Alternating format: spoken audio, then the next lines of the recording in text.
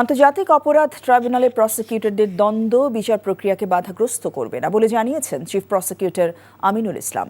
সকালে তিনি একথা জানান। এদিকে ১৯৭১ সালে মানবতাবিরোধী অপরাধের মামলায় বাগেরহাটের খান আকরামকে আমৃত্যু কারাদণ্ড থেকে খালাস দিয়েছে আপিল বিভাগ।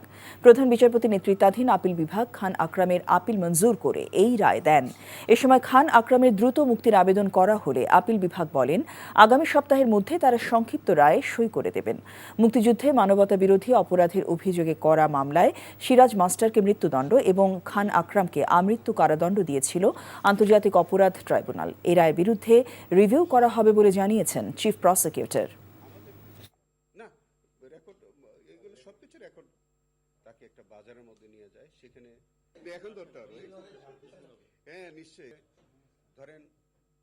একাত্তর সালের মানবতাবিরোধী অপরাধের সবটাই সিস্টেমেটিক এবং ওয়াইড স্প্রেড অ্যাটাক বা ক্রাইম ছিল। কেন ছিল? তখন ৭১ সালে রাজাকার বাহিনী একটা গঠন করা হয়।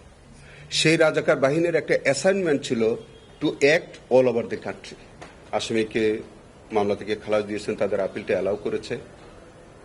আমরা একই সাথে বলি যে এটা জাজমেন্ট, পূর্ণাঙ্গ জাজমেন্ট পাওয়ার পরে আমরা একটু দেখে তারপরে আমাদের আইসিটি ট্রাইব্যুনালের পক্ষ থেকে যদি আমাদের কোনো কিছু করণীয় থাকে তখন সেইভাবে আমরা আইনগত পদক্ষেপ নেব।